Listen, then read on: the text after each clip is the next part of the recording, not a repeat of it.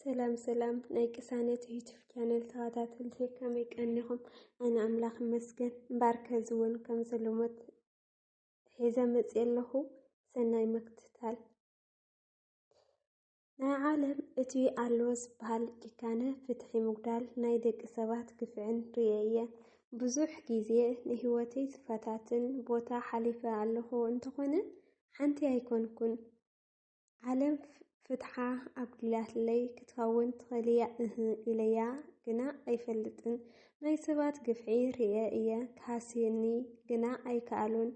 ንዓለም ብእምነት ኣብ ልዕሊ እግዚኣብሔር ጸሎት ብቕንዕና ብንጹህ ህልና ክሳብ ዝገጥማ ዓለምን ፍጥረታትን ካስዩኒ ኣይክእሉን።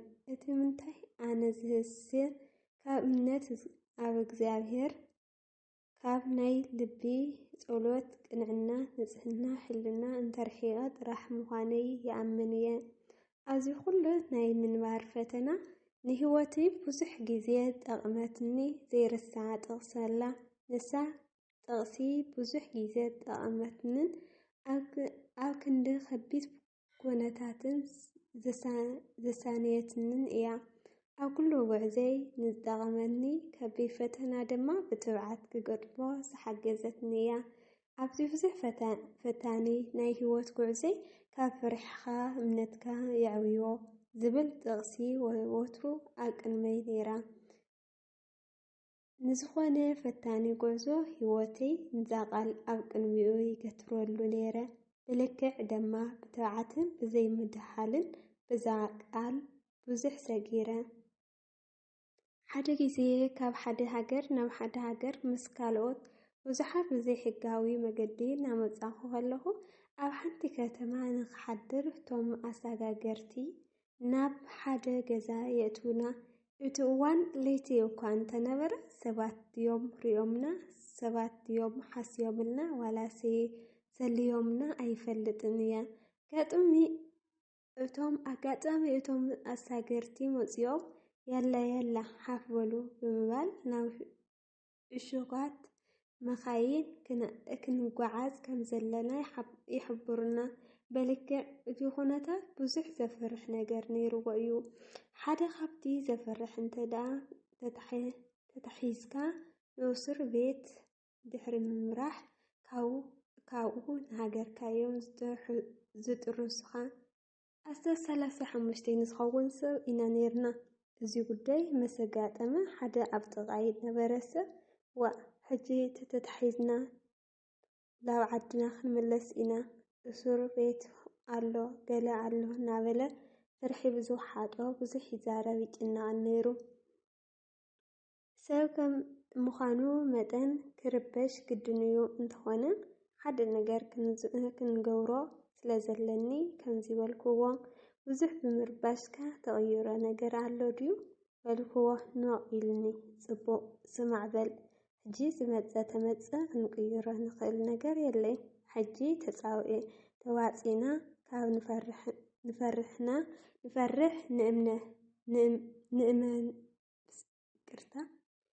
ንፈርሕ እምነትና ምዕባይ ጥራሕ እዩ በልክዎ።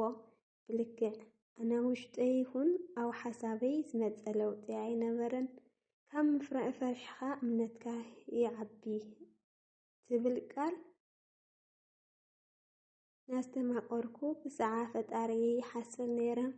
ንሱ ጥራሕ ዘይኮነ ድማ ዋላ መፂኦም እንተሓዙኒ ክቕይር ዝኽእል ነገር ከምዘየለ ስለ ዝተረዳእኹ ንዝመፅእ ሰናይ ፍቓድካ ይኹን ኢለ ክቕበሎ ካብ ልቢ ፍቓደኛ ነይረ። ብድሕሪኡ ካብቲ ቦታ ናብ ካሊእ ቦታ ጓዒዞምና ዝኾነ ዝሓዘናን ድማ ኣይነበረን። ሰላም ድማ ናብቲ ዝደለናዮ ቦታ በፃሕና። ሕጂ የስተውዕል ካብ ክልቴና መን ከሲቡ ኣነ ዶ ወይ እቲ ዝተሻቐለ ዝፈርሐን ነበረ? ኣነ ይኹን ኣይኹን ብዘየገድስ ንውሽጠይ ብምርግጋእ መሪፀ። ንሱ ግና ንዘይከውን ነገር ብዙሕ ፈርሒን ዓቕሉ ኣፅይውን። እዚ ጉዳይ ምስ ሓለፈ ነቲ ብዙሕ ዝፈርሕ ነበረ ሰብ ነብስኻ ብዘይከውን ነገር ብዘይከውን ዝብል ክሳ ክንድዚ ዘጨነቕካያ ንምንታይ ኢለ ምስ ሓተትክዎ ኣይገርመካን ሱቕ ኢለ እየ زبلني حدا نجر من نفسه دما كذا نشجر زمصو نحلفه إيو أبز علم موداتا زي لو شكر يلن ما أي تفرح أمين كامبر فرح خاز مزق لوط يلن أمو نقول نجر بتوعات قد أما سؤالكا أي تجنن خاون زكبو خاون زي كبوها أي خاونيو نسها أمن سؤالتكا تعرخا قعزخا ترح جبر حلاويخا أيتاخسنيو نخيد ترح مس زماري داويد رديتيسي كابس سماي مدرز جبرز جابيري زمتسني مزمور داويد معراب إسرائيل مزمور داويد ميت إسرائيل حدي فقد خلت نابلنا